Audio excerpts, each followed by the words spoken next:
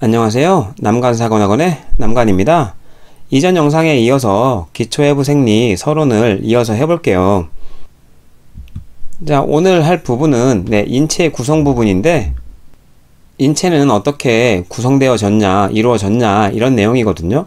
그래서 어려운 얘기는 다 뺐어요. 여러분 시험에 그리고 잘 나올 거 위주로만 대략 추려봤기 때문에 굉장히 요약되어 있다고 보시면 돼요. 그래서 가끔은 맥락이 좀 안 맞을 수도 있어요. 굉장히 요약해 놨기 때문에. 그걸 그나마 좀 쉽게 풀이해 가면서 알려드리도록 해볼게요. 인체의 개체는 어떻게 이루어졌냐? 가장 작은 단위를 세포라고 합니다. 세포로 이루어져 있고, 이 세포들이 모여서 조직이 되고, 조직이 모여서 기관이 되고, 기관이 모이면 개통이 된다고 합니다. 그래서 하나의 기관, 개가 만들어지는 거고, 이 개통들이 다 모여서 개체, 사람이나 동물이 된다는 거죠. 지금 이 부분은 뒷부분을 좀 하면 그나마 좀 이해가 되시거든요. 여기서는 세포가 모이게 되면 하나의 조직이 되고, 조직들이 모여서 기관이 된다. 기관들이 모이면 개통이 되는구나. 나중에 근육계니 소화계니 이런 얘기가 나올 거예요. 여기선 조금 이해가 안 될 수 있지만, 그래서 이런 개통들이 모이면 하나의 개체가 된다. 이렇게만 좀 암기해 두시고 뒤에 가서 이런 차근차근 설명드릴게요. 그래서 인체의 구성 성분은 어떻게 이루어졌냐? 당연히 세포가 가장 작은 단위이기 때문에 세포, 그리고 세포 사이 물질, 이 세포 사이 물질을 세포 간질액이라고 얘기해요. 이게 사이 간자거든요. 그래서 세포 사이 물질, 그래서 물질액, 세포 간질액, 그리고 체액, 이렇게 크게 나누면 요것보다는 여러분 시험에 잘 나오는 내용이 세포 외액, 세포 내액이 얼마나 많으냐는 거죠. 우리 몸에 60%가 물이라고 알고 계시잖아요. 그래서 그 60% 중에 몇 프로가 세포 내액에 있고 몇 프로가 세포 외액에 있냐는 거죠.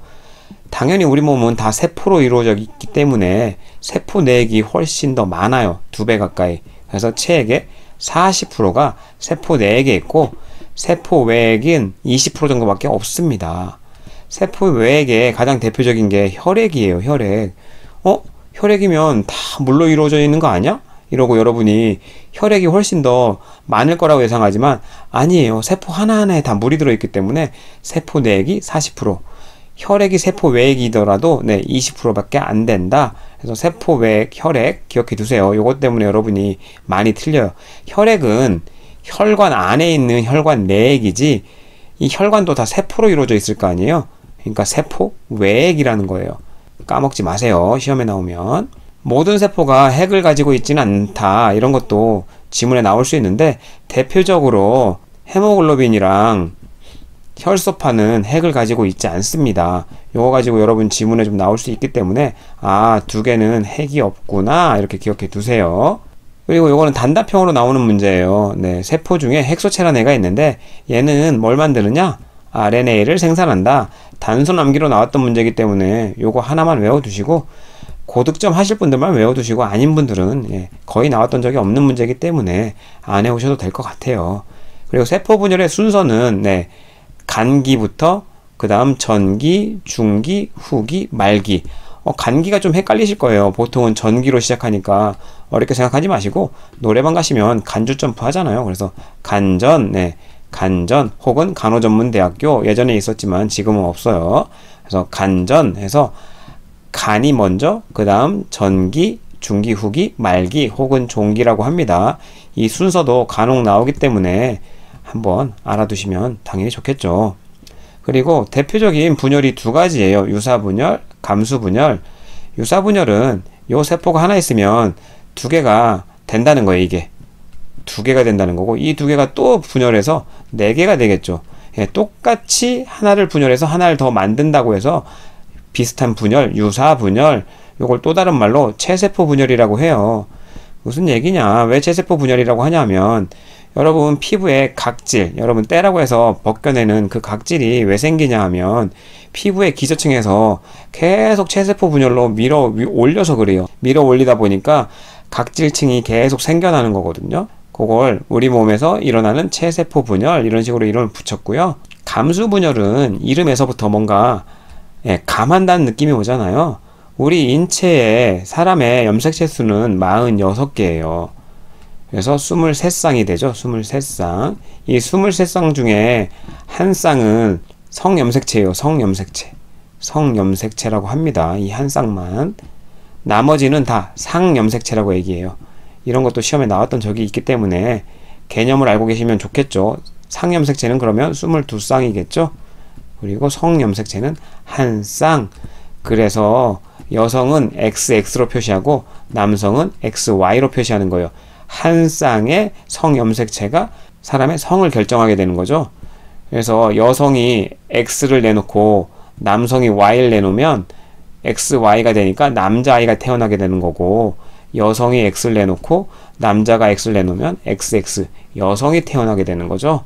그래서 아이의 성을 결정하는 건 누구다? 네, 아버지의 정자예요. 이 감수 분열이 뭐냐 하면 이 두 개 중에 하나를 쪼개는 거예요. 반을 쪼개서. 사람의 염색체 수가 46개라 그랬는데 이걸 쪼개지 않고 그대로 만나게 되면 46개 되면 돌연변이가 태어날 게 아니에요. 이걸 딱 반으로 줄여서 23개. 여기서도 23개. 그래서 그 중에 하나가 X냐 Y냐가 결정되는 거죠. X, Y가 결정되기 때문에 성염색체가 반으로 쪼개지는 거예요. XX 중에 하나가 쪼개지고 XY 중에 하나가 쪼개지고, 그리고 나머지 22쌍의 상염색체도 반씩 쪼개져서 22개가 되는 거죠. 22개 양쪽에서, 여기 아버지, 여기 여자라고 하면, 어머니라고 하면, 네, 22개, 그리고 X인지 Y인지는 아직 결정나진 않았지만 둘 중에 하나가 되고, 여성에서는 X밖에 내놓을 수가 없는 거죠. 남성에서는 X 성염색체, Y 성염색체 하나만 나오게 돼요. 그래서 만나서 성이 결정되는 거죠. 그래서 이렇게 반을 딱 쪼개는 분열을 감수분열이라고 한다. 그래서 또 다른 말로는 생식세포, 왜? 생식에 관련되어 있잖아요. 그래서 생식세포 분열이라고 한다. 이렇게 이름을 붙였어요. 자, 세포막을 통한 물질의 이동.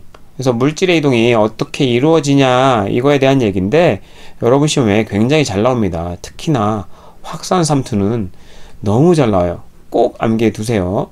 확산은 뭐냐? 용질이 많은 곳에서 적은 곳으로 농도 차이에 의해 이동된다. 네, 고농도에서 저농도로 이동된다는 거예요. 뭐가? 네, 용질이. 그럼 용질이 뭐냐? 물 안에 녹아있는 물질이라고 생각하시면 돼요. 소금물이면 소금이 용질이 되는 거죠. 그래서 쉽게 20%의 소금물에 똑같은 양의 10%의 소금물을 부었어요. 위에 똑같이 부었다고 생각해 보세요. 그러면 농도가 20도가 높잖아요. 높은 곳에서 낮은 곳으로 소금 분자가 팍 퍼지는 거죠. 이걸 확산이라고 얘기하고, 여러분 시험에서는 폐포에서 확산이라는 기전에 의해서 산소, 이산화탄소가 오고 가는 게 더 여러분 시험에 잘 나와요. 폐포에서 산소를 받아들이고 이산화탄소를 내보내게 하는 가스 교환은 어떤 기전에 의해서 일어나는가? 확산이죠. 폐포에서는 확산에 의해서 가스 교환이 일어난다. 시험 문제 굉장히 많이 나왔던 내용이에요. 삼투는 반대로 농도가 낮은 곳에서 높은 곳으로 이동해요. 근데 뭐가 이동하냐? 용매. 용매는 쉽게 얘기하면 저 분자, 물질을 녹이는 액체. 그래서 쉽게 물이라고 생각하셔도 돼요. 확산은 고농도에서 저농도에 용질이 이동했고, 삼투는 저농도에서 고농도로 이 용매가 완전히 반대죠. 두 개의 또 다른 점은 반투가막이 있다는 거예요. 반투가막이 있어야 이 삼투가 일어날 수 있어요. 이게 기본 전제입니다. 꼭 알아두시고요. 이걸 이해하시기 가장 쉽게 설명드리는 방법은 김장이에요. 배추가 이렇게 있으면 여러분 배추할 때 소금으로 절이죠. 그래서 소금을 여기다 쳐요. 밖에다. 소금을 준다고 치면 밖이 농도가 높죠. 이 배춧잎 자체가 밖에 세포벽으로 이루어져 있어서 이게 반투가막 역할을 합니다. 그러면 여기가 밖에보다 농도가 낮잖아요. 그러면 낮은 곳에서 높은 곳으로 용매가 이동한다 그랬으니까 이 배추 안에 있던 물이 밖으로 빠져나가게 되는 거죠. 소금 때문에 농도가 높아서. 이게 삼투예요. 반투가막이 있고 낮은 곳에서 높은 곳으로 물이 이동한다. 이 개념을 이해하시면 되는 거예요. 추가적으로 알아야 될 게 등장액, 저장액, 고장액에 대한 개념인데, 등장액은 같다는 뜻이잖아요. 우리 몸이 0.9%예요. 소금으로 따지면 이렇게 이루어져 있어요. 그래서 병원에 가면 0.9% 노말셀라인, 뭐 생리식염수라고도 하죠. 요런 걸로 모든 걸 다 하잖아요. 상처 소독도 하고 눈에도 뿌리고. 왜? 물질의 이동이 없잖아요. 용매가 이동하지 않고 상처를 소독하더라도 여러분 인체 내에서 물이 빠져나오지 않고 세척에 사용한 물이 인체로 스며들지 않아요. 그래서 물질 이동이 없기 때문에 가장 좋은 거예요. 여러분 인공 눈물도 다 생리식염수예요. 물질 이동이 없기 때문에 가장 우리 몸의 세척이라든지 모든 부분에 사용할 수 있는 게 등장액이라는 거죠. 반대로 고장액은 0.9%보다 높은 걸 고장액이라고 하고 저장액은 낮은 걸 얘기해요. 병원에 가면 하프셀라인이라고 얘기해서 0.45% 셀라인도 있거든요. 이게 대표적인 저장액이겠죠. 이런 개념과 관련해서 여러분 시험에 나왔던 내용이 뭐냐 이거예요. 0.45% 저장액에다가 여러분 헤모글로빈, 여기 적혈관을 똥 떨어뜨렸어요. 그럼 얘가 어떻게 되냐는 거죠. 아까 우리 몸은 0.9%라고 했으니까 자 보세요. 0.9% 그러면 이 적혈구에 밖에 싸고 있는 막이 있을 테니까 얘가 반투가막 역할을 하는 거죠. 그러면 여기가 고농도, 이 안이 저농도, 물이 그쵸? 용매가 저농도에서 고농도로 이동한다고 그랬으니까 밖이 더 낮죠. 0.45 하프셀라인이니까 여기서 물이 안으로 이동하게 돼요. 적혈구 안으로. 그러면 적혈구가 점점 팽창하면서 터지겠죠. 이게 시험 문제 나왔었어요. 반대로 뭐 2% 되는 소금물에 여러분 적혈구를 넣었다고 생각해 보세요. 얘 안쪽으로 물이 들어가는 게 아니라 여기가 0.9%이기 때문에 여기서 밖으로 희석하게 물을 보내게 돼요. 그럼 굉장히 쪼그라들게 되겠죠. 이런 시험 문제가 나왔었어요. 여러분이 고장액, 저장액 개념을 이해하게 되시면 당연히 알게 되는 내용이에요. 외우지 않으셔도. 여과는 뭐냐? 수압의 차이에 의해서 용해 물질의 일부가 걸러지는 거. 그러니까 분자가 큰 물질이 걸러지는 거예요. 어렵게 생각하지 마시고 필터, 굉장히 가느다란 필터가 있고 수압에 의해서 여길 걸러진다는 거죠. 분자가 큰 애들은 안 걸러지겠고 작은 분자들만 걸러지는, 이걸 여과라고 한다는 거죠. 굉장히 쉽습니다. 그러면 능동수송은 뭐냐? 덜 농축된 곳에서 더 농축된 곳으로, 확산의 반대죠. 보통은 더 농축된 곳에서 덜 농축된 곳으로 가야 되는데 반대로 가기 때문에 에너지를 쓰게 된다는 거예요. 에너지를. 무슨 얘기냐? 여러분 기생충 보셨으면 기생충에서는 여기가 일반적인 방 높이면 욕실 높이가 좀 더 높았잖아요. 여기 변기가 설치되어 있었고, 그럼 변기가 왜 이렇게 높이 설치되어 있냐? 예전에는 하수구가 보통 이쪽 라인에 있다고 하면 이 하수 라인보다 높았어야 물을 내리면 하수도로 바로 가게 됐던 거죠. 근데 요즘 집들은 이렇게 짓지 않아요. 너무 불편하니까 위로 올라가고 욕실 천장도 낮아져서 이렇게 짓지 않고 똑같은 높이에다가 변기를 설치합니다. 그럼 어떻게 역류하지 않고 여기로 보낼까요? 펌프를 써서 올려서 내리는 거예요. 펌프로 올려서, 전기가 가동돼서 이 펌프로 올려서 내리게 된다는 거죠. 여기 에너지를 쓰게 되죠. 같은 맥락이에요. 덜 농축된 곳에서 더 농축된 곳으로 보내지만 보내기 어렵잖아요. 그러니까 에너지를 써서 올려 보낸다. 여러분 시험에 뭐 에너지를 소요한다, 에너지를 소모하게 된다, 이런 얘기가 나오면 능동수송이에요. 여러분 시험에 능동수송이 그렇게 잘 나오진 않기 때문에 딱히 외우실 필요는 없지만 고득점을 원하시는 분들은 정말 간혹 나오기도 하니까 에너지만 외우시면 돼요. 추가적인 에너지를 소모해서 옮기게 되는구나. 이게 능동수송이다. 촉진 확산은 뭐냐? 일단 촉진이란 말이 들어가기 때문에 단순 확산보다 빠르게 물질을 이동시키는 거예요. 근데 에너지를 쓰지 않아. 어떻게 그게 가능하지? 쉽게 생각하세요. 지름길 같은 거예요. 지름길. 일반적인 루트는 좀 돌아간다고 생각하면 얘는 지름길이 있어서 빨리 보낼 수 있는 거죠. 그리고 하나 더. 얘가 뭐랑 붙어서 가면 막을 빨리 통과할 수 있어요. 그래서 운반체 효소 같은 게 있다는 겁니다. 뭐에 붙어서 더 빨리 이동한다. 그래서 일반적인 확산보다는 빠르지만 에너지를 쓰지 않아요. 루트가 좀 다른 것 뿐이에요. 이런 걸 촉진 확산이라고 합니다. 세포의 종류에는 뭐가 있느냐? 우리 몸에 아까 가장 작은 단위라고 했잖아요. 나눠보시면 근육세포, 신경세포, 상피세포, 결합조직세포로 나눈대요. 그리고 여기보다 한 단계 위로 가면 세포가 모여서 조직이 된다 그랬잖아요. 그럼 똑같습니다. 세포가 모여서 조직이 되는 거니까 조직은 근육조직, 신경조직, 상피조직, 결합조직이 되는 거예요. 이런 식으로 나눌 수 있다는 거. 그래서 간단하게 보시고, 그럼 근육세포는 뭐를 하냐? 네, 근육을 수축 이완시키는 기능밖에 없어요. 그러면 근육이 수축 이완되면서 뼈를 움직이기 때문에 동작이 일어나게 된다는 거죠. 나중에 근육계 가면 배우실 내용이기 때문에 여기서는 간단하게만 설명드리고 넘어갈게요. 신경세포도 신경계 가서 배우실 거예요. 전기적 흥분을 만들어내서 이 흥분을 통해 자극을 전달하는 거예요. 신경세포는 전기적 자극을 전달하는구나. 여기서 이렇게만 알고 넘어가셔도 될 것 같고요.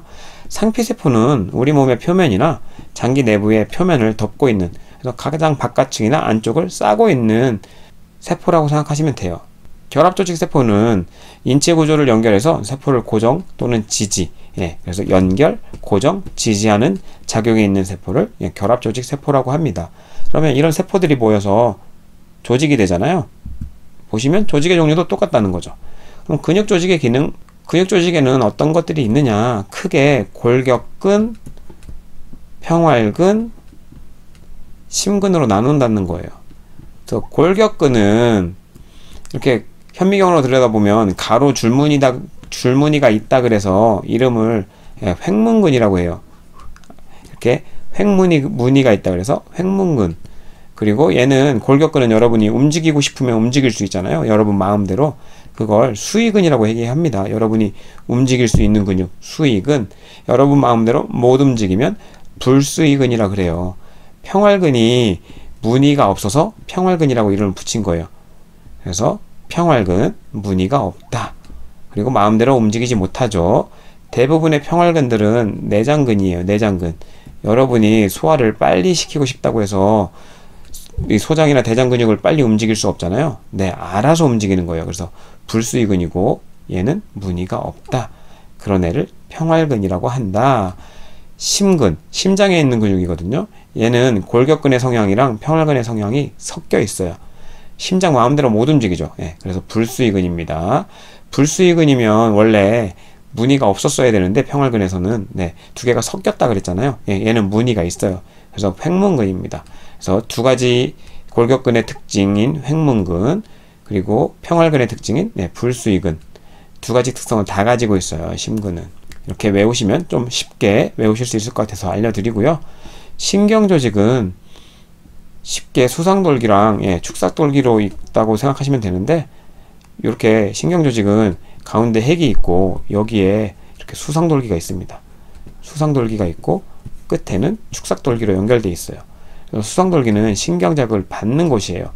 여러분 이렇게 수신한다고 하잖아요. 보통 전화를 수신, 그리고 발신, 그래서 수신은 받는 거잖아요. 거기서 수상돌기가 받는 거라고 이해하시면 되고, 요 받았던 거를 이 축삭돌기를 통해서 그 다음 신경세포로 전달하는 거죠.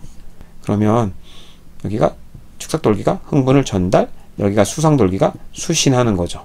그래서 여기가 이렇게 붙어 있는 곳을 연접한다고 얘기합니다. 신경세포가 연접. 그 영어 표현이 시냅스. 이런 것도 시험에 나왔던 적이 있어요. 간략하게 알아두시고, 그럼 축삭돌기에서는 신경전달물질을 전달하는 거죠. 누구한테? 수상돌기에게. 수상돌기는 신경자극을 받는 것이니까. 그리고 그 다음 신경에 또 전달하게 되는 거고, 그래서 흥분을 계속 다음 세포 이렇게 전달하는 역할이 신경조직이에요. 상피조직은 크게 평평상피세포, 원주상피세포, 입방상피, 이행상피세포 이렇게 나누는데, 모양에 따라 나눈 거예요. 평평상피세포는 이렇게 생긴 애들, 평평하게 생겼잖아요. 그래서 평평상피세포라고 얘기하고 하나씩 핵을 가지고 있겠죠. 원주상피세포는 이렇게 원주 모양을 원주상피세포라고 이름을 지었고, 입방상피세포는 정육면체죠. 이렇게 이걸 입방상피세포라고 이름을 지었고, 이행상피세포는 상황에 따라 저렇게 모양이 변합니다. 여러분 대표적으로 방광내벽인데, 소변이 꽉 차 있으면 눌려서 이렇게 평평상피 모양이 되고, 비어 있으면 이렇게 원주상피세포 모양이 되는 모양이 변한다. 방광내벽 대표적으로. 그래서 시험에 나왔던 적이 있어요. 이행상피세포. 얘보다 훨씬 많이 나오는 게 원주상피세포예요. 원주상피세포는 그중 하나가 선모상피라고 해서 여기에 선모가 달려 있어요. 선모는 털이라고 생각하시면 되는데, 여러분이 먼지 많은 곳에 있으면 기관지에 먼지가 계속 쌓일 수 있잖아요.